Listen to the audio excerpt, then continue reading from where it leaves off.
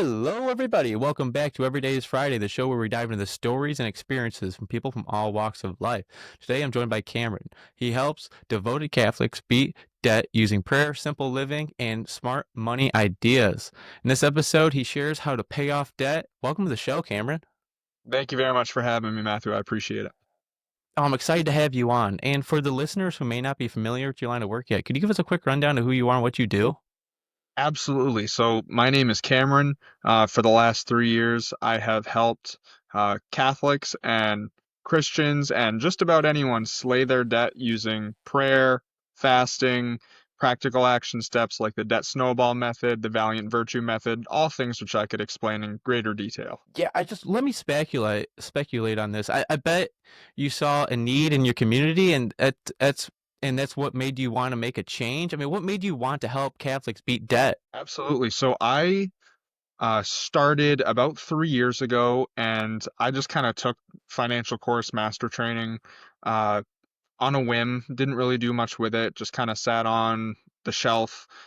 Later, as I got more involved in my Knights of Columbus fraternal group, I saw that there was a definite need for, um, financial literacy and help around the budgeting sphere. So I actually started my paid practice as a way to help people in my Knights of Columbus community, and that was actually the first discount that I gave out. And it's the one of the only discounts that I still have, just because I that's why I started doing what I do and why I love it so much. But as I've scaled and as I've grown over the past 3 years, things really haven't changed all too much. I feel like financial literacy, despite information being as accessible and attainable as it is, people still have problems with that. So most of what I do is education through coursework, financial literacy, explaining the different terms, explaining the dangers of debt and over leveraging yourself with that, and then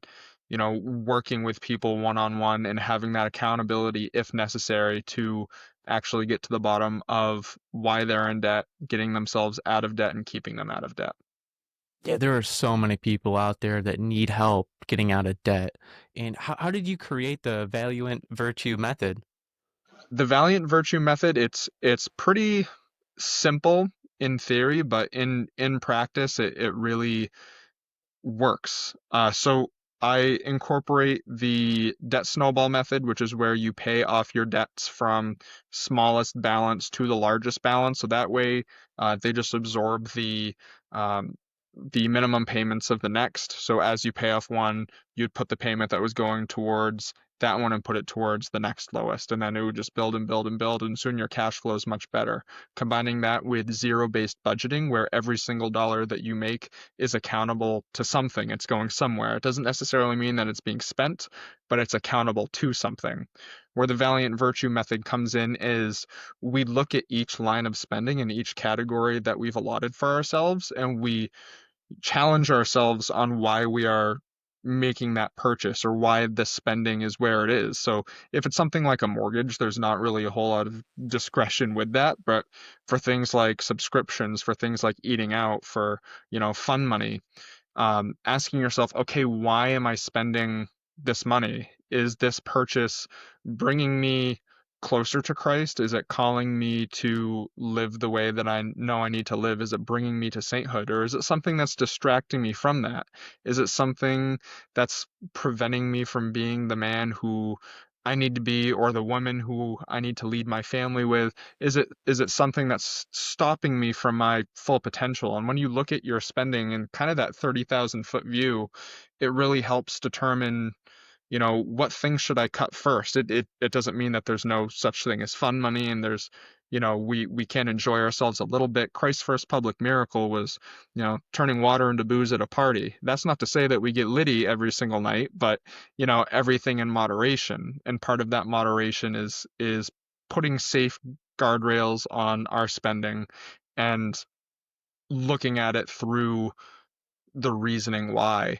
And that differs from one family to another. If we look at some people, uh, if it's just like a single dude and he has a Netflix subscription, he's paying the highest tier one, which I think is $24.99 right now. And he's always at work and he doesn't watch Netflix. He's not really getting a lot of value out of that versus you have a family of seven where the kids are ranging from 2 to 17. Half of the kids are working. The only time that the family is going to get together and actually spend time at the end of the day is after dinner. They all sit down, watch a movie, decompress, talk about their day. For them, that Netflix has so much value, even though you'd think, it's just an expense, it's a subscription, it's something we could cut. But when you look at what it actually does for the family and the unity within the family and that cohesiveness, you could see the value in it. I love that method. I love the idea about the snowball method. And can you dive into what some of the small snowballs would be? And can you describe a little bit deeper into like how something like a Netflix, just subscription can, compound over time? Yeah, absolutely. So when we're talking about the debt snowball method and you have all of these debts listed out, most of the ones that carry a lower balance could be something like a store credit card. Like say you have a Target credit card, you only use it to go to Target. You have a Sam's Club credit card, you only use it to go to Sam's Club. But if you don't pay that off at the end of the month, you're paying like 30% interest on it. So those numbers will compound over time to the point now you have 10, 15 different store credit cards and they all have different balances on them. And it's not like any one credit card has this obscenely high balance. That doesn't mean that doesn't happen. I see it happen a lot. But it's just so much easier when you have that great big list of different cards to tackle it one at a time because they're all growing interest and they're all growing in interest compoundedly. So the quicker that we could get each one out of the way, the quicker you'll be able to put that money towards the next one. And there's also the psychological effect of those small wins, having those small wins so that way you don't feel like you're beating your head up against a wall. There's other methods to paying off debt. Some make more sense for different people. Something called the debt avalanche method, which is where instead of you paying off the smallest balance debt, you're paying off the highest interest because theoretically that's the one that's growing the quickest. That's the one you need to pay off. By doing that method, a lot of the times you feel like you're beating your head up against a wall and you lose steam and it dies out fairly quickly. So by you doing that debt snowball method really helps keep that momentum up so you can keep your foot on the gas. As far as, the small little expenses that we don't really think about adding up, when you add up, Netflix, Hulu, Disney, okay, now we have stuff on our phones too that we have, uh, even stuff like having extra storage on Gmail and iCloud, all of these 5, 10, $15 a month subscriptions, you have some people who are paying $400 or $500 a month in subscriptions. That's for some people that could be a quarter of their income. And then when another quarter of their income is going to debt payments, now they're only working with half their net worth paycheck than they should. And then when you look at these different subscriptions, month to month, it's not bad, but you have a subscription for a year or for 5 years or for 10 years, you could see like, wow, I've given Netflix, thousands of dollars. Am I actually getting the value from that makes sense? And saying, okay, am I just watching it for one show? Is it one of those things where, because when you watch Netflix or Amazon Video or whatever, you're binging whatever you want to watch. You don't just watch one episode and go to bed. When a season comes out, am I going to, okay, I'll buy Netflix for 1 month. I'll pay, 24.99 for that 1 month, and then I'll cancel it until another few months when that season comes out again. I'm getting that value that I'm putting in and not just having a dead subscription that's laying there not being utilized. I'm just gonna speculate again, and a lot of people out there, the snowball effect can really go the opposite way as well. I mean, a lot of people struggle with debt. I mean, from credit card debt, mortgages, college loans, and why do so many people struggle with debt? I think because it's been normalized so much. I mean, look at our own country. We're, almost $40 trillion in debt at this point compared to the early 2000s when we were in the single digits. It's just absolutely, just like you said, it's snowballs in the other way too. And when people are fed this line of really complete BS that you need to have student loans after you get out of high school because that's just what you do. As soon as you get married, you buy a house just because that's what you do. You have people who are in their mid to late 20s with literally hundreds of thousands of dollars of debt right from the get-go. It's completely normalized. And how do we break that cycle? It's by not getting in debt in the first place or aggressively paying it off and never looking back and falling into that same trap. Yeah, it's extremely tough because, food prices go up. I mean, you're paying monthly memberships at a gym, and that price might go up. Netflix might go up in price, and gas prices are going up. And like you were saying, I love how you put it. Like simple steps, small changes can lead to big changes. And now, how can someone start paying off their debt with your method? So the first step is to get everything down on paper or on an app, something. You need to use either a budgeting software or a spreadsheet, something to get from whatever is in your head onto paper. Because the things that you have in your head, I don't know, you don't want to be in my head. It's not a good place to be. That once you get it on paper, it's manifested, it's there. Same thing with the plan. Once you actually put your plan down on paper, you're statistically more likely to actually implement that plan. So put down what your expenses actually are. Look at it, say, okay, this is higher than it should be, this is lower than it should be. Um, I've actually done a deep dive into the U.S. Division of uh, Labor and Spending at um, their most recent study that they did on the different categories of things that the average American family is spending their money on. The USDA has a great resource where they have different food plans where it says, okay, based on uh, cost of living for this month, what does a thrifty food plan look like for a family of four or for one person? What is a more liberal, bougie type food plan look like? And looking at your own food spending and saying, okay, I have a middle management position. I have a wife and five kids.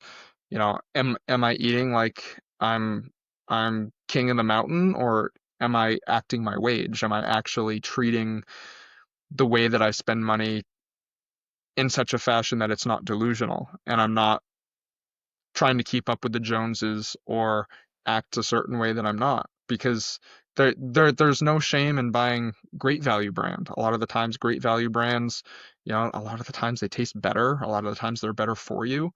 Um, it's just having that context as to how is my spending line up with what it actually should be. And then mapping out that zero base budget where every dollar has a plan. This is what I know I'm going to make after taxes for income. These are the different categories that I've set for myself. And then, okay, how did my plan stack up at the end of the month? Was I over in some areas? Was I under in some areas? And then taking any surplus that you have and putting it right towards that next lowest debt. So if I have if I have a minimum payment of like $45 on a store credit card and it has a $500 balance and I have a $700 surplus, just pay that card off and don't use it again. Don't think about it and go to the next one. But it's very important that before you do that, you also protect yourself from Murphy's Law Hmm. and giving yourself some sort of buffer for emergencies so that if something does happen, you're not just jumping right back on the debt train and utilizing that. You have savings set up. Yeah, there's this statistic out there that like the average American only has like $3,000 in savings in their bank account, if that. Yeah, if that a study from a few years ago said that I think it was over half of Americans wouldn't be able to pay for $1,000 emergency with cash, which is very scary and it's very sad, especially when we look at the rising costs of things. Um, Dave Ramsey, he's one of the big guys in the finance sphere. He recommends $1,000 emergency fund, and that $1,000 emergency fund is really a baby emergency fund. It's a starter emergency fund. $1,000 doesn't cover much for emergencies these days, but it could help in a pinch, right? If you get a flat tire, if you get something like that, it lessens the blow while you're paying off debt.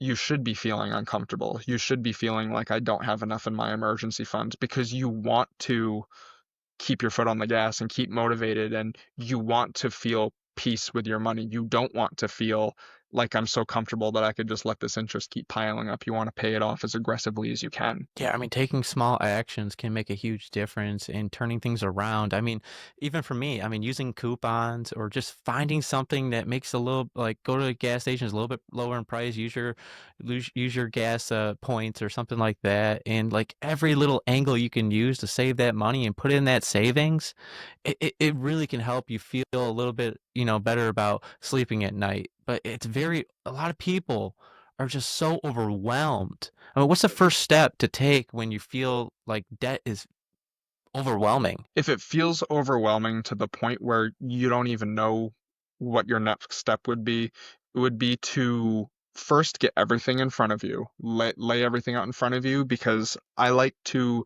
describe your debt as a dragon. It's this mythical creature that it's somewhere in the ether and it keeps, it's taking your money, it's hoarding it, it's breathing down your neck, it's preventing you from feeling safe, it's preventing you from feeling secure with your money, being able to steward the gifts that God has given you. A huge portion of it is going towards all of these payments. And once you kind of clear that fog of war and you see exactly what you're fighting, that takes a lot of the mythos away. And then from there, coming up with an actionable plan. And that's one of the services that I provide completely free of charge is I help anyone who comes to me set up a free battle plan so they can slay their dragon. And they can get actionable steps that's like, okay, this is the debt you need to start with. This is where your spending is right now. These are some tools, some budgeting tools to help you actually attack this while not neglecting the reason why we're doing it anyway, because we do want to enjoy life a little bit and we're less likely to stick to a budget if we absolutely hate it. We do need to give ourselves some graces. Yeah, I mean, I love how you put that. You got to really put it in front of you. Write down everything that you're spending, everything that's going to be coming in the future. I mean, there's birthdays, there's Christmas. I mean, there's so much more in this world. You got taxes. I mean, there's so Right. much stuff coming at you at once. You got your credit card payments, you got mortgages, And student loans. It doesn't stop, you know? right. When we look at expenses, especially with a lot of those things that you had mentioned, like Christmas and taxes, those are all different expenses that kind of go like this, right? Throughout the year, it feels like as soon as you get your footing and you could relax a little bit and exhale, boom, gut punch, there's another one. And then it's stressed out again, and then okay, we get our footing again. So when we do a zero-based budget and we're allocating that money towards specific causes, we're not spending all that money all at once. A lot of the times it's thinking in January, okay, I spent about this much on Christmas this past month. How do I not get gut punched by that again? It's like, okay, if I spent $1,200 for Christmas, I'm just saying that number because it's a nice round number. I could set aside $100 each month, put that in a high yield savings account, and then by the time Christmas comes around, I'm still going to scramble for gifts because I'm terrible at that, but at least I don't have to scramble for the money because I have the money there. And we could think the same thing with, your taxes. If you owe taxes, if you're a business owner, you should be paying taxes quarterly, you know, putting money aside for that each month based off of your revenue so that way you're not stressed when it hits. If you pay your car insurance, once every 6 months, whatever that amount is, divide it by six and set that aside so you don't think about it. And that turns those peaks and valleys into just steady expenses. And you stop having to worry about it. You stop having to think about it. The goal really is to think about money as a tool. When you check your phone, when you check your bank statement, you should look down and say, okay, you know, there, if I need to pivot, I could pivot. But knowing that you've stewarded your money in such a way that there are not going to be any surprises. If an emergency comes up, we'll adapt, we'll be fine. If you look at your bank statement and you panic, you say, oh no, oh no, oh no. You're not trusting in God's provision. You get this victimhood mentality. It's so hard to come back out from that. If you look at your bank account and you go, yes, okay, that's a greed mentality. You're obviously focused on hoarding money for money's sake. When that's happening, let's look at what you're doing as far as charitable giving. Let's look at what you're doing as far as making your money grow and not just sit there Uh, let's talk about your long-term money goals. Let's look at retirement. Because something that we want to remember too, as we're paying off this debt, is that everything that we have is on loan from God, right? These are really His graces that He has given to us. All of our talents, everything that we have is because He's given it to us. So remembering to give Him the first fruits, and reminding ourselves that as our cash flow improves, we should also be thanking Him too, and that's by, know, uh, feeding the poor, you know, clothing the cold, so supporting our parish missions, supporting, the people who we are called to. We're supposed to take care of one another. So it shouldn't just be me, me, me, me, me when we're talking about our money. It's how can we also support the common good in an ethical way. Yeah, I mean that is so powerful. And budgeting is so key in tackling debt. And I'm sure your system that you use, you described as slaying the dragon, helps out so many people out there. Now, what's one of the most common money mistakes people make? Aside from taking out loans, a lot of people who I end up working with and who I end up meeting try debt consolidation. And I'm not saying that there is no reason to ever consolidate your debt, but debt consolidation companies make their money somehow. And it's by paying off all of your debt and putting it into one loan. Now, this is great if your cash flow is in such a negative state that there's nothing else that you could cut and there's no other income that you could get, and it's like I'm losing money rapidly. This is the last phase before bankruptcy and having to give up. It makes sense in that point that you could at least get your positive cash flow back, but what you lose out on is being able to utilize that debt snowball. Now you just have this one giant payment that's just continuously gaining interest, and you're hitting your head up against the wall and you feel like you're not making headway. Now it just feels like another mortgage payment that's going to stay there for 30 years. So No, that I, that I that's a love the way pretty you put common it. one that I'd see. And like I love how you said you got to look out bigger picture. Retirement. A lot of people don't understand that they got to save for retirement at the end of the day as well. If you start saving money in your late teens, early 20s for retirement, it doesn't even matter what you're putting the money into based off, how the market tends to trend. You're going to be set, right? We want to take the stress out of money. If we need to play catch up, we'll play catch up. That's not to say if you're in your 40s and you're thinking about retirement for the first time, there's nothing you could do and you're doomed. It's just the sooner you start thinking about this and the sooner you realize your own mortality and that we aren't just living for Friday night, let's actually plan for the future, give ourselves a bit of a safety net, and then enjoy life with what we have left. And it's okay to live somewhat modestly. We don't need the biggest cars, the newest phones, the all the video games that you could play. It doesn't matter when it's all said and done. So how do we balance our own desires and our own call to enjoy life while also being responsible? No, I really no, I love how you put that. You got to be really responsible, and you got to understand how where your money's going. It's flowing one way or another way or different directions, and you got to really be focused in on where your money is going. And are you familiar with tithing? Tithing, yes. Yep, Uh, yes, go go, for it. go ahead. I was just gonna say it's the practice of giving 10% or a certain percentage of income to God's church or religious community. Yeah. Yeah, Eh, so the Catholic Church doesn't have any specific rule on tithing to say that you need to give a certain percentage. The word tithe means tenth, and that comes from the ancient Jewish custom of you give the temple 10%.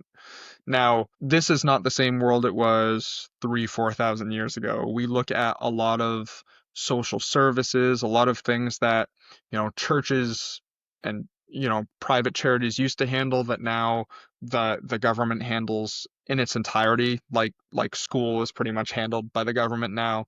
Medicare, healthcare is pretty much entirely subsidized by insurance providers, and one of those is the federal government. They're the ones who are pretty much setting the prices when they give a blank check.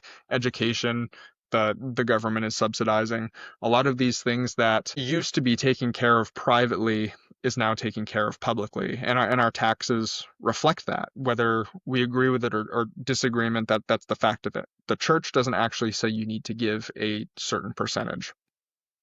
What the church does say is that you need to give something, because we're called to give something, and especially if you're taking advantage of services that the church offers, like the sacraments, being able to go to mass, all these different events and stuff that they put on.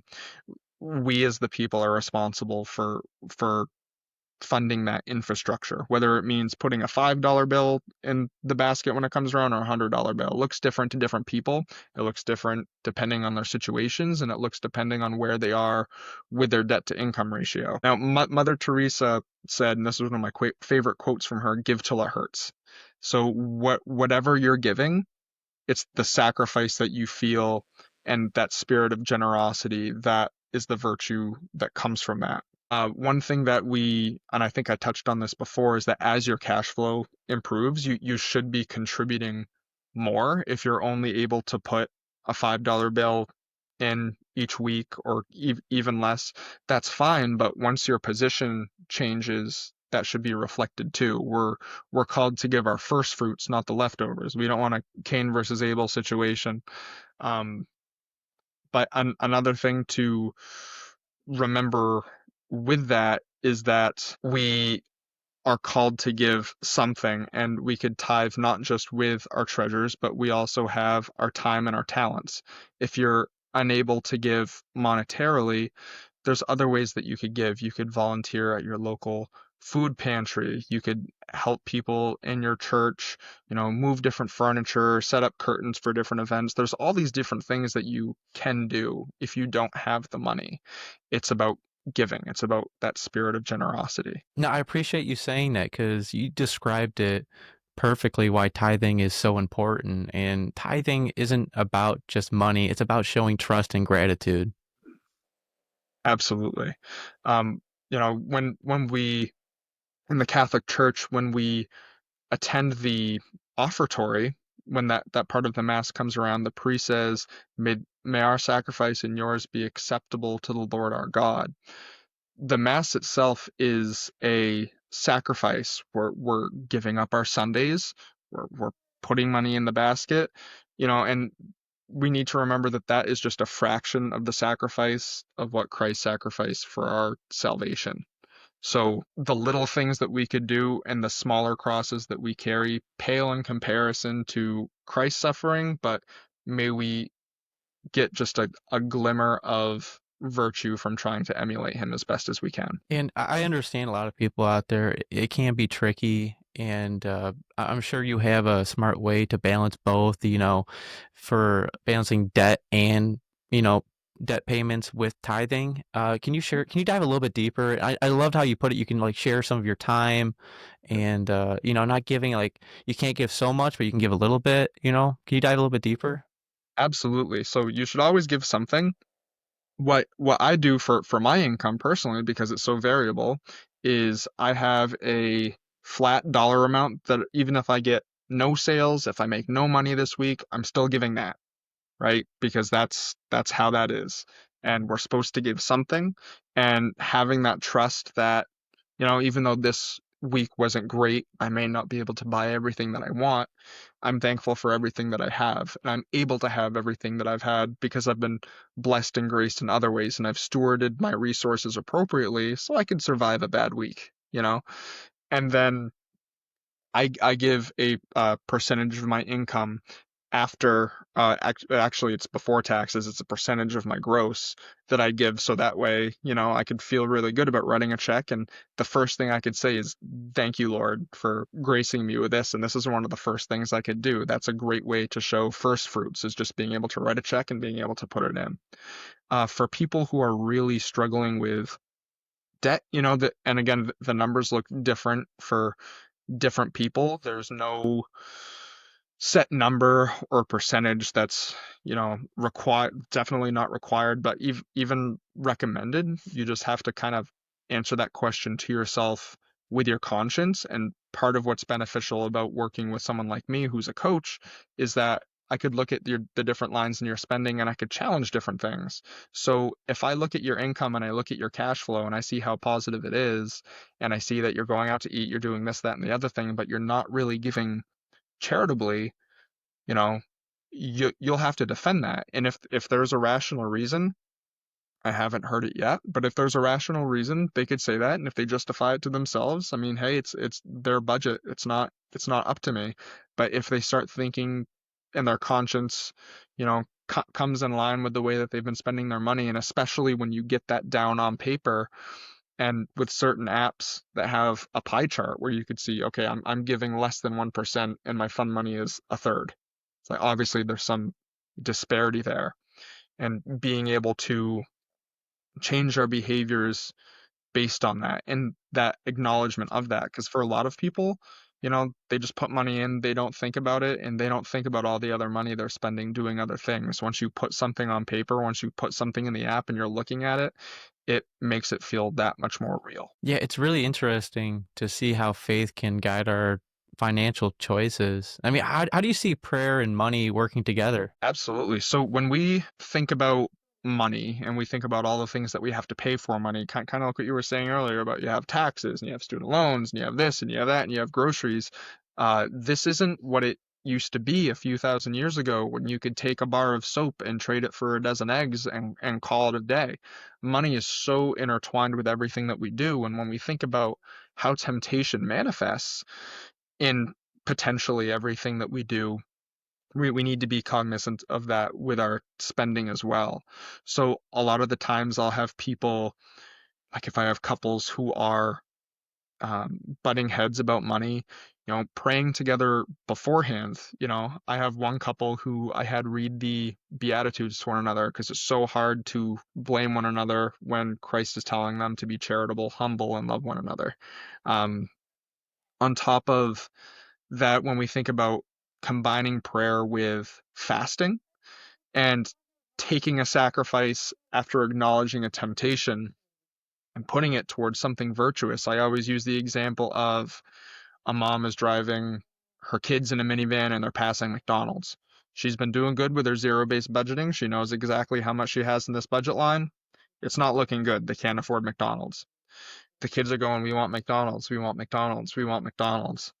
The mother starts, rationalizing in her head, you know, oh man, I've had such a long day. We've been on the road. I don't have anything at home I want to cook. It'd be so easy. There'd be no cleanup. She knows to herself that I'm being tempted to be a poor steward because I've already blown my budget on this. I've set guardrails for myself that I know I need to keep, and I'm being tempted to bypass it through all these different, worldly comforts. So saying, you know what, actually, I'm going to pray to myself on the way home for strength. I'm going to drive by this McDonald's.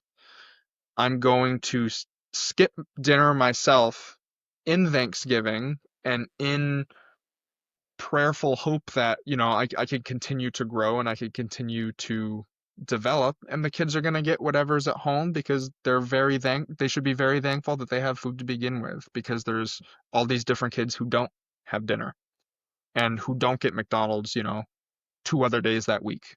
And there's no money in the budget for a third. So by fasting and combining that with prayer, because Christ said himself that there's certain demons who can only be cast out using prayer and fasting, it really detaches us from that temptation.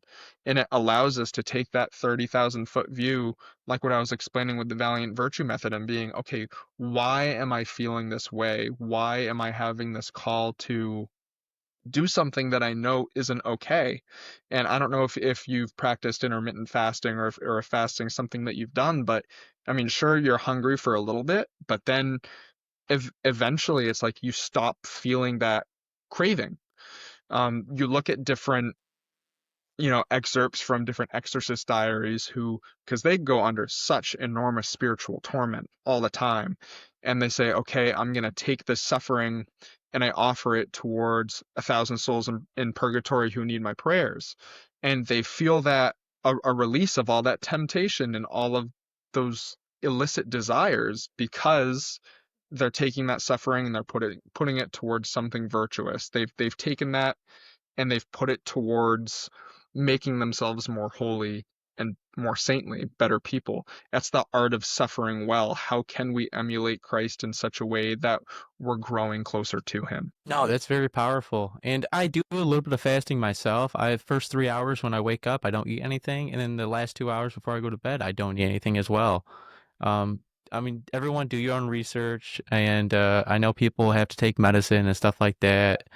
But what advice would you give to someone who's new to managing money? I would say absolutely financial literacy is one of the first things. Again, I make it a point to give out as much free information as possible. Feel free to shoot me a DM. I'd meet with you for free. I have a 124-page ebook that I go over different terms, managing money, debt management, do's and don'ts. That's completely free. I have a free online school community where I have a virtuous finances course on basically a lot of the principles that we talked about today with zero-based budgeting, showing what that looks like, showing how to do that. Not knowledge is absolutely power. And it's one of those things where, especially in the current age we're at, where information is so accessible. I mean, I could ask ChatGPT right now to say, "Hey, here's my bills, make me a budget." There's a bunch of apps that do the same thing that'll make a budget for you. So I don't believe in selling information. I think that's kind of cheap. But if you need that extra accountability, then that's really where tools come in that I'd be able to assist you more one-on-one or as a group, but definitely getting that financial literacy and knowing exactly what you're up against, trying it yourself a little bit, and then determining if you need help. And there's absolutely no shame in asking for help, especially just starting out, because that's the hardest time to gain momentum. Sometimes people just need a little nudge and a little bit of guidance, and then they're rocking and rolling all by themselves. No, it's very true. And like you were saying, that is so powerful. And I mean, your personal story can inspire others, and all your information will be down in the description down below. Um, for someone to learn from something that you've experienced before, what's one of the biggest lessons that you've learned from your own money struggles? Absolutely. So I was always pretty decent with money, even from high school on. I mentioned Dave Ramsey already. I was a big fan of his. It put me in the right frame of mind to, I had a car loan because I was told that I needed to build credit. So as a high schooler, I got a car loan with a terrible interest rate. It was a terrible car too. Um, and then I graduated and I was told I needed to get all these student loans. So I got a few different student loans. And then I aggressively paid that off as quickly as possible. Was able to take the cash flow that I had from there, be able to buy a house. I was able to, after I paid off that car, I started taking, a fake car payment and I'd put it in a high yield savings account using those funds, setting a little bit away each month. So that way I'm actually gaining interest instead of paying interest. I was able to pay for my next vehicle with cash.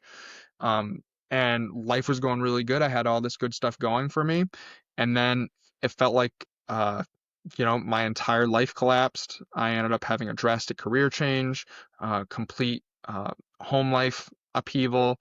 I really didn't know what to do and where to turn. And that's really when I started doing more with this is I saw that the only thing that got me through that was my faith, trust that the Lord would provide because I've stewarded my money appropriately, and the fact that I had no debt because I had taken these principles to get out of debt. So that way, when the storm did hit, I could completely trust in his provision and I knew that I would be okay. And I want to see as many people as possible be in that position where when life decides to give them a left hook or a right hook, they're able to just pivot, adapt, and hit back rather than cower and be a victim because we don't have to be a victim. We're called for far more than that. No, so true. And your work makes a big impact on a lot of people's lives. I mean, what's one of the biggest lessons you want people to take away from this conversation? That when your conscience is talking to you, when you hear that voice in the back of your head say, maybe you should do something, absolutely pay attention to that. As you're spending money, as you go month to month, and you think, man, I should be doing better with this stuff. I'm absolutely blessed. I have a really good job. I have this beautiful family that I'm supporting, but I just feel like I'm doing them a disservice because I'm paying for this, or I don't even know where my money's going. I have people who I work with who make really good money, and they have nothing left at the end of the month to show for it. They're like, I don't know where it goes. I just don't really track it. And then being like, okay, does that bother you? And then they're like, oh, I never really thought about it. But then they start to think about it and they're like, yeah, that's a problem. So when you hear that voice saying there is a problem, pay attention to it and take advantage of free resources because that knowledge and education is out there. You just have to look for it. Yeah, and doing what you do, seeing others succeed is so fulfilling. What's one of the most rewarding parts about helping others with their debt? It's usually within that first 2 or 3 months of transformation where when I first start working with people one on one and they have no idea where their money is going, they know that they're cash flow negative, they're not sure why they're cash flow negative, and there's a lot of shame, a lot of guilt, a lot of self-loathing that comes with that because they know that they're not doing what they need to do. But when money is in the ether and everything is digital, it is so easy to just use escapist media, put your head in the sand, and pretend like it's not a problem. Well, if you don't slay the dragon's going to keep eating, and you're going to keep feeding the dragon. Something's got to give. Either the dragon's going to eat you or you need to slay it. And it's seeing that aha moment once we get everything laid out and we really start to get traction with that snowball that it's like, I could absolutely slay this dragon. Seeing transformations where, one couple who I worked with, they were $800 in the negative each month. They were hemorrhaging their savings. They were leaning more on debt. After a month and a half of working with them, you know, having them, put their foot on the gas and really starting to attack this and take it seriously and cut their spending back, able to take care of a couple of debts just within that short time frame. Now they're $600 cash flow positive. And it's seeing them be like, wow, what a transformation and hope for the future as they know that as they wipe out even more debts, that cash flow is going to increase even more. And seeing their shoulders go from this to this, they have that relaxation, being able to take opportunities that present themselves that they wouldn't normally be able to do because they have the golden handcuffs of their job, and all the debt payments and cost of living that's associated with that. So being able to see the opportunities that God presents us with because, you know, as Christians, we know that there is always hope, that God will always open a door for us. But when we have debt, when we're serving masters that aren't him, we get these blinders on. And he could open a door for us right there, but we're so focused on this and wondering how we're going to make it, we're not smart enough to walk through it. Once you get all your debt paid off and you're not beholden to anyone and you're so cash flow positive that it's not even funny that you're able to, give charitably in such a way that, you could fully fund things that you never thought were possible for other people. And you could walk through that door with impunity, knowing that you're doing everything that you need to do. No, that is so true. I love how you talked about the opportunities, and I'm not a guy that believes in luck. I believe luck is being prepared for the opportunity, and the opportunity is there all the time.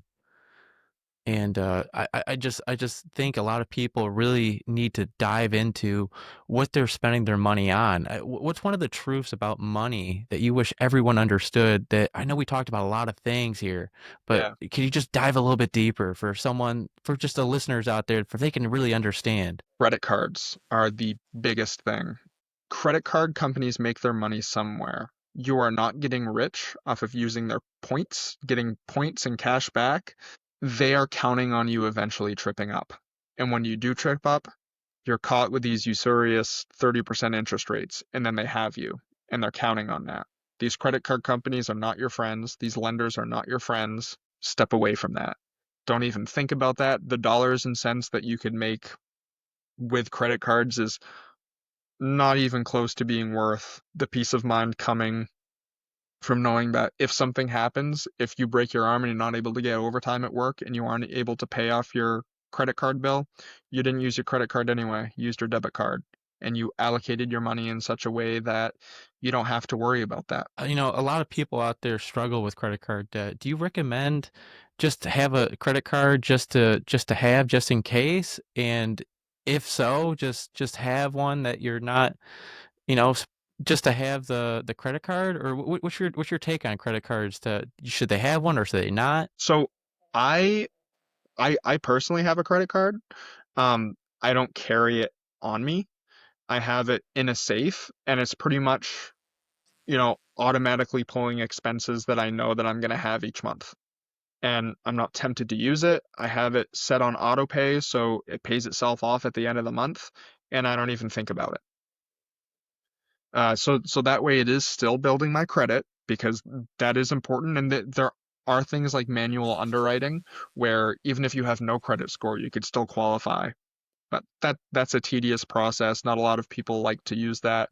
Being able to rent a car, being able to have a credit card so you could do that. There are uses for credit cards that make sense. Hotels, same thing. A lot of them won't let you rent a room unless you have a credit card on file, but not putting yourself in a position where you're tempted to over leverage yourself. No, that's a great takeaway. I appreciate you sharing all the knowledge. And the show we're on is called Every Day is Friday. And Friday has a special energy, whether it's freedom, excitement, or just a feeling of accomplishment after a long week. Uh, I want to hear from you. What does Friday mean to you? And that's a good question because I also work Saturdays. So it's another work day, but Friday is very dear to me actually. I make it a point to go to Eucharistic adoration every Friday, and then in my online community, we also pray the Divine Mercy Chaplet every Friday. I might take a couple appointments here and there in the afternoon, but the morning is completely devoted to my faith on Fridays. And I love Fridays because Monday through Thursday I'm usually have my nose to the grindstone, but Friday I remember why I'm doing it. I love that. Every day is Friday for me. And all your information will be in the description down below. And I want to make sure the people know where to find you. Now, where can people follow and support your work? So my Instagram is at cameron.financial. My website is www.slayersofdebt.com. I'm also listed on the Catholic Best, Catholic Owned. I have a listing as a Ramsey Preferred Coach on there.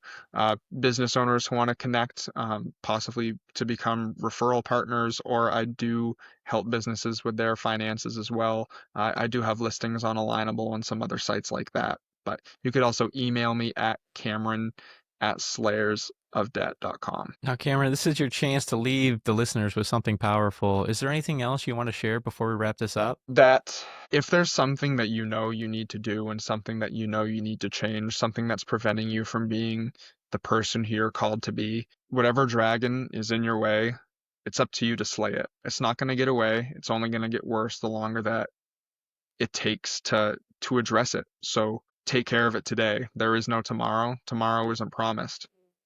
Slay it today. Get started. Get a plan. What's stopping you? That's powerful. That's very powerful. And I know a lot of listeners got a lot of value out of this. It's been an amazing conversation. I appreciate you being here. My pleasure. Anytime. No, yeah, thank you for sharing your stories and experiences. And to the listeners, stay tuned for more amazing stories and on Everyday's Friday Podcast 365. If you enjoyed this, make sure to follow, share, and keep Everyday's Friday mindset going. Until next time, stay inspired and make every day feel like Friday. Until next time, everybody.